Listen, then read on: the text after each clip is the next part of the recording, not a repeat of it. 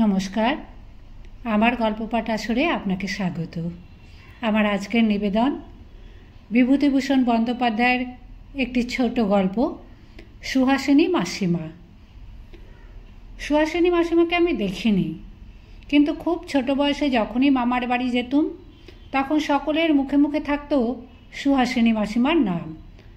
সুহাস কি চমৎকার বোনে, এই বয়সে কি সুন্দর বুননির হাত। সুহাসিনী বলে, এসো দিদি বসো। বেশ মেয়ে সুহাসিনী।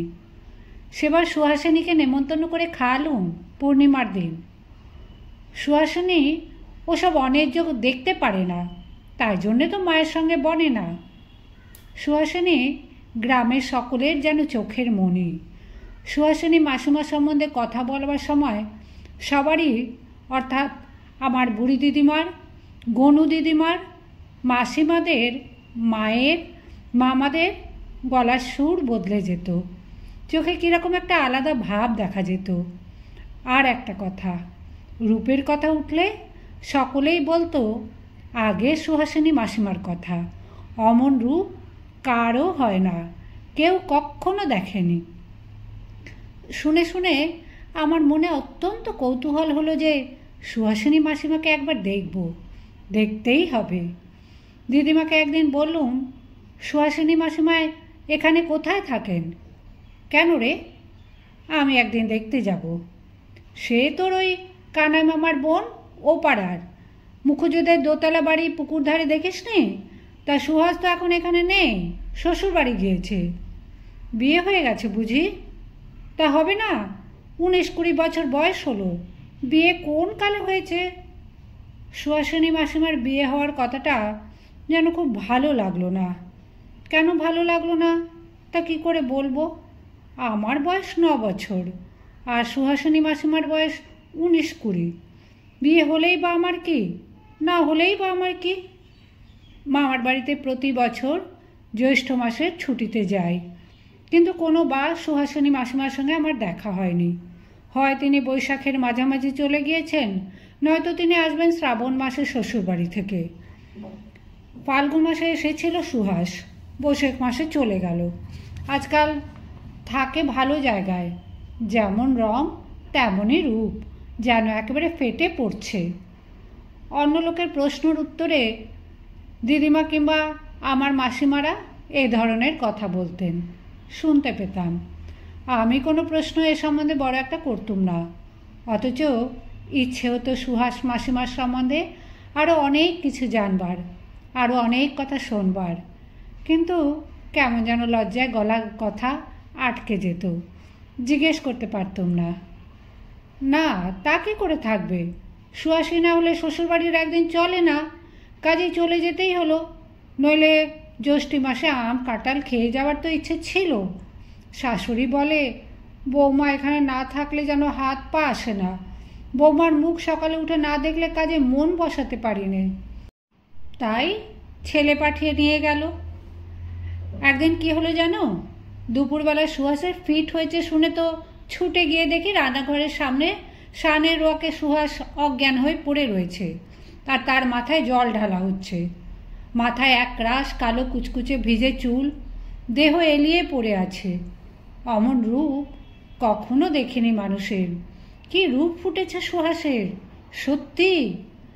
সুহাস মাসিমার রূপের ও গুণের প্রশংসায় এই গ্রামের সবাই পঞ্চমুখ। তারা জীবনে যেন এমন মেয়ে আর দেখেনি।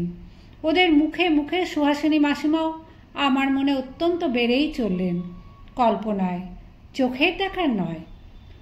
অল্প বয়সে যখন মনের আকাশ একেবারে শূন্য, তখন লোকের মুখে শুনে শুনে ধীরে ধীরে একটি আদর্শ নারী মূর্তি আমার মনে গড়ে উঠেছিল। বহুকাল পর্যন্ত এই মানসী নারী প্রতিমার কোষ্ঠী পাথরে বাস্তব জীবনে দৃষ্ট সমস্ত নারীর রূপ ও গুণ যাচাই করে নিতাম। অনেকটা নিজের অজ্ঞাতসারেই বোধ হয়। সে মানসী প্রতিমা ও আদর্শ নারী ছিলেন সুহাসিনী মাসিমা, যাকে কখনো চোখে দেখলুম না। তখন কলেজে পড়ি, কি একটা ছুটিতে মামার বাড়ি গিয়েছি।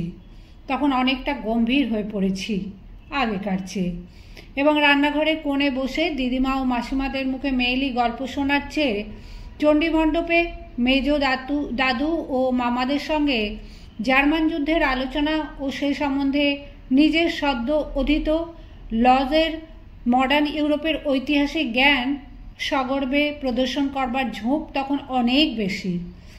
সকালবেলা আমি সমবেত 2-5 জন লোকের সামনে বিসমার্কের রাজনীতি ও জীবনে লজের মডার্ন ইউরোপ অনুযায়ী সোৎসাহে বর্ণনা করছি। এমন সময় ও পাড়ার কানাই মামা, সুহাসিনী মাসিমার ছোট ভাই, এসে সেখানে দাঁড়ালো। মেজদাদু জিজ্ঞেস করলেন, কি কানাই, কবে এলে কলকাতা থেকে? কানাই বলল, আজই এলুম কাকাবাবু, দিদি আজ ওবেলা ট্রেনে আসবে কি না? দাদাবাবু 15 দিনের ছুটি নিয়ে আসবেন, তাই আমি সকালের গাড়িতে চলে এলুম স্টেশনে গাড়ি পাঠানোর ব্যবস্থা করতে। শুনে মনে কেমন একটা আনন্দ ও উত্তেজনা অনুভব করলাম। সুহাসিনী মাসিমা আসবেন আজই? দেখব এতকাল পরে সুহাসিনী মাসিমার সঙ্গে চাক্ষুষ দেখা হবে। আমার মনে সেই মানসী প্রতিমা সুহাসিনী মাসিমা। তারপর আবার নিজেই আশ্চর্য হয়ে গেলুম নিজের মনের ভাবে। আসেন আসুন, না আসেন না আসুন, আমার কি তাতে? অথচ সন্ধেবেলার দিকে কাঁটাতলাটায় পায়চারি করছিলুম। বোধহয় কিছু উৎসুকভাবে এই পথ দিয়েই সুহাসিনী মাসিমার গরুর গাড়ি স্টেশন থেকে আসবে, এই একমাত্র পথ। সন্ধ্যার কিছু আগে গরুর গাড়ি স্টেশন থেকে ফিরে এলো। কানাই মামার ছোট ভাই বীরু তাতে বসে। জিজ্ঞেস করলুম, কোথায় গিয়েছিলি রে বীরু? গাড়ি গিয়েছিল কোথায়? বীরু বললে, স্টেশনে, বড় দিদির আসবার কথা ছিল, এলো না। বললুম, রাত্রে ট্রেনে আসতে পারেন তো? না, তা আসবেন না, অন্ধকার রাত, মেঠো পথ দিয়ে আসা, রাত্রের গাড়িতে কখনো আসবে না, কথাই আছে। গাড়ি চলে গেল। জীবনের গত 10 বছরের মধ্যে তখন আমার বয়স ছিল 9, এখন 19। এই প্রথমবার সুহাসিনী মাসিকে দেখবার সুযোগ ঘটবার উপক্রম হয়েছিল, কিন্তু উপক্রম হয়েই থেমে গেল, ঘটল না। সেদিন কেন, তারপর প্রায় 1 মাস সেখানে ছিলাম। সুহাসিনী মাসিমা তার মধ্যেও আসেননি। কলেজ থেকে বার হয়ে ক্রমে চাকরিতে ঢুকে পড়লুম। বয়স হয়েছে 24। 16 বছর কেটে গেছে বাল্যের সেই মামার বাড়ির দিনগুলির থেকে। দিদিমা বেঁচে নেই, মামার বাড়ি যাওয়া আগের চেয়ে অনেক কমে গিয়েছে। সুহাসিনী মাসিমার কথা শুনতে পাই কেবল আমার আপন মাসিমাদের মুখে, তাও তত বেশি করে নয় বা তত ঘন ঘন নয়, বাল্যকালে যেমন দিদিমার মুখ থেকে শুনতুম। কিন্তু তা বলে সুহাসিনী মাসিমা কি আমার মনে ছোট হয়ে গিয়েছিলেন? আশ্চর্যের বিষয়, তা মোটেই নয়। বাল্যের সে মানসী প্রতিমা যেমন ছিল তেমনই ছিল, তার রূপের কোথাও এতটুকু ম্লান হয়নি। বন্ধুবান্ধবের বিয়েতে নিমন্ত্রিত হয়ে গিয়ে কত নববধূকে সেই মানসী প্রতিমার কোষ্ঠী পাথরে যাচাই করতে গিয়ে তাদের প্রতি অবিচার করেছি। বয়স যখন 30-32, তখন কলকাতায় এসে থাকতে হলো কার্য উপলক্ষে। একদিন আমার মামার মুখের কথায় কথায় শুনলাম সুহাসিনী মাসিমার স্বামী এখন বড় ইঞ্জিনিয়ার, অনেক টাকা রোজগার করেন, বাগবাজারে নবীন বোসের লেনে সম্প্রতি বাসা করে আছেন। এমনকি মামা বললেন, যাবি একদিন? সুহাস দিদির সঙ্গে আমারও অনেকদিন দেখা হয়নি, তুই কখনো দেখেছিস কি? চল কাল যাওয়া যাক, ঠিকানাটা আমার ডায়েরিতেই লেখা আছে। পরদিন আমার কি একটা গুরুতর কাজ ছিল, তাতেই যাওয়া হলো না। মামাও আর সে সম্বন্ধে কোনো কথা উত্থাপন করলেন না। আমি ইচ্ছে করলে একাই যেতে পারতাম, মামা ঠিকানাটা আমায় বলেছিলেন তারপর, কিন্তু তারা আমায় কেউ চেনে না, এ অবস্থায় যেতে সেখানে যেতে বাধ্য। আরও বছর 2-3 কেটে গেল। আমার বয়স 34, সংসারী মানুষ, ছেলেপুলে হয়ে পড়েছে অনেকগুলি। পশ্চিমের কর্মস্থান থেকে দেশে ঘন ঘন আসা ঘটে না। এ সময় একবার মামার বাড়ির গ্রামের কানাই মামার সঙ্গে জামালপুর স্টেশনে দেখা। কানাই আমার বাল্য বন্ধু এবং সুহাসিনী মাসিমার ছোট ভাই। কি হে কানাই মামা যে, এখানে কোথায়? আরে শচীন যে, তুমি কোথায়? আমি এখানে আছি বছরখানেক, ওয়ার্কশপে কাজ করি। বেশ বেশ, বাসা করে মেয়ে ছেলে নিয়ে আছো? না, দিদি মুঙ্গেরে রয়েছে কি না, জামাইবাবুর শরীর খারাপ, চেঞ্জে এসেছে, সেখান থেকেই যাতায়াত করি। এসো না একদিন, বেলুন বাজারে গঙ্গার কাছে। কবে আসবে? আমি থাকি সাহেবগঞ্জে, সর্বদা মুঙ্গেরের দিকে যাওয়া ঘটে না। তবু কানাইয়ের কাছে কথা দিলাম একদিন সুহাসিনী মাসিমার বাসায় যাব মুঙ্গেরে। সেটা কর্তব্যও তো বটে, দেশের লোক অসুস্থ হয়ে রয়েছেন দূর দেশে, আমরা যখন এদেশ প্রবাসী, যাওয়া বা দেখাশোনা করা তো উচিতই। সাহেবগঞ্জে ফিরে এসে স্ত্রীকে কথাটা বলতে সেও খুব উৎসাহ দেখালে। বললে, চলো না, মাসিমার সঙ্গে দেখা করে সীতাকুণ্ডে স্নান করে আসা যাবে। কখনো মুঙ্গেরে যাইনি, ভালোই হলো, চলো এই মকর সংক্রান্তির ছুটিতে। একথা ঠিকই যে এই দীর্ঘ ২৬ বছর পরে সুহাসিনী মাসিমাকে দেখবার সেই বাল্য ও প্রথম যৌবন দিনের আগ্রহ ছিল না। তবুও কৌতূহলে এবং মনের পুরনো অভ্যেসের বশে একদিন মুঙ্গেরে গিয়ে ওর সঙ্গে দেখা করবার সংকল্প করলুম, কিন্তু পুনরায় বাধা পড়ল। পৌষ মাসের শেষের দিকে সাহেবগঞ্জে ভীষণ কলেরার প্রাদুর্ভাব হলো। আমি ছুটি নিয়ে সপরিবারে দেশে পালালুম। দিন ১৯-২০ পরে যখন ফিরলুম তখন মকর সংক্রান্তি পার হয়ে গিয়েছে, মুঙ্গেরে যাওয়ার কথাও চাপা পড়ে গিয়েছে।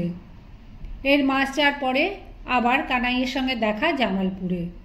বলে, ওহে তোমরা কই গেলে না, তোমাকে খবর দেবে ভেবেছিলুম। কি বিপদ গেল যে, জামাইবাবু মারা গেলেন ও মাসের ১৭। সুহাসিনী মাসিমা বিধবা। বললুম, ওরা এখন কি? না না, দেওর এসে নিয়ে গেল শ্বশুরবাড়ি, মস্ত ডাক্তার দেওর, অ্যাসিস্ট্যান্ট সার্জেন্ট, গভর্নমেন্ট সার্ভিস করে, জামাইবাবুর চেয়ে অনেক ছোট। এইবার ৪-৫ বছরের দীর্ঘ ব্যবধান। যখন সুহাসিনী মাসিমার কথা কারোর কাছে শুনিনি, তারপর একদিন আমার মাসিমা কাশি থেকে ফিরলেন। বাল্যকালে সে দিনটি থেকে কতকাল চলে গিয়েছে। যে মাসিমা তখন ছিলেন তরুণী, তিনি এখন কাশীবাসিনী। আমারও বয়স ৩৯। মাসিমা বললেন, দশাশ্বমেধ ঘাটে রোজ সুহাসিনী দিদির সঙ্গে দেখা হতো কি না। চমৎকার মেয়ে সুহাসিনী দিদি, ওর সঙ্গে মিশে সময় যে কোথায় দিয়ে কেটে যায়। মস্ত বড় সাধুর কাছে দীক্ষা নিয়েছে, কি সুন্দর গীতার ব্যাখ্যা করে। ওর মুখে গীতা পাঠ শুনতে শুনতে রাত যে কত হচ্ছে তা ভুলেই যেতুম। আহা, কি মেয়ে সুহাসিনী দিদি। বহুকাল পরে সুহাসিনী মাসিমার আবার উচ্ছ্বসিত প্রশংসা শুনলুম। সুহাসিনী মাসিমা চিরকাল লোকের প্রশংসা কুড়িয়ে গেল, কপাল এক একজনের। আমার ঠোঁটে রাখা এ প্রশ্ন কতবার এলো, সুহাসিনী মাসিমা আজকাল দেখতে কেমন? বহুকাল তার রূপের প্রশংসা কারো মুখে শুনিনি। কিন্তু আমার মনে সেই বাল্যকালে গড়া মানসী রূপসী সমানই ছিলেন। বাল্যে তিনি ছিলেন শুধু রূপবতী, এখন রূপের সঙ্গে যোগ হলো আধ্যাত্মিকতা। সুহাসিনী মাসিমা একেবারে দেবী হয়ে উঠলেন আমার মনে। আর এ কথাও মনে রাখতে হবে, দেবীদের মধ্যে সবাই তরুণী, বৃদ্ধা দেবী কেউ নেই। পরের বছরই আমার চাকরির কাজে আমায় কাশী যেতে হলো ৩-৪ দিনের জন্য। আমার বয়স ৪০। মাসিমা যে বাড়িটাতে থাকতেন সেখানে মামার বাড়ির গ্রামে আর একজন বৃদ্ধা থাকতেন। তার নাম তারকের মা। তিনি জাতে কৈবর্ত। তার ছেলে তারকের নৈহাটিতে বড় দোকান আছে। আমার উপর ভার পড়ল তারকের মায়ের কাছ থেকে মাসিমার একটা হাত বাক্স নিয়ে দেশে পাঠিয়ে দেওয়া। বেলা 10টা। মন্দিরাদি দর্শন করার পরে দশাশ্বমেধ ঘাটে স্নান করতে নামছি। সঙ্গে আছে তারকের মা। তারকের মা স্নানার্থীদের ভিড়ের মধ্যে কাকে সম্বোধন করে বললে, দিদি ঠাকরুনের রাজ্যে সকাল সকাল হয়ে গেল। যাকে উদ্দেশ করে বলা হলো তিনি কি উত্তর দিলেন আমি ভালো করে শোনার আগে তারকের মা আমার দিকে চেয়ে বললে, চিনতে পারলে না সচিন? আমাদের গাঁয়ের কানাইয়ের দিদি সুহাসিনী, চেনো না? বোধহয় একটু অন্যমনস্ক ছিলাম। কথাটা কানে যেতেই চমকে উঠে দেখি একজন মুণ্ডিত মস্তক স্থূলকায়া বৃদ্ধা এক ঘুঁটি জল হাতে সিক্ত বসনে উঠে চলে যাচ্ছেন। ফর্সা রং জ্বলে গিয়ে যেমন হয়, গায়ের রং তেমনই। মুখের চামড়া কুঁচকে গিয়েছে। নিতান্ত নির্বোধ নিরীহ পাড়াগাঁয়ের বুড়দের মতো মুখের চোখের ভাব। সেই সুহাসিনী মাসিমা।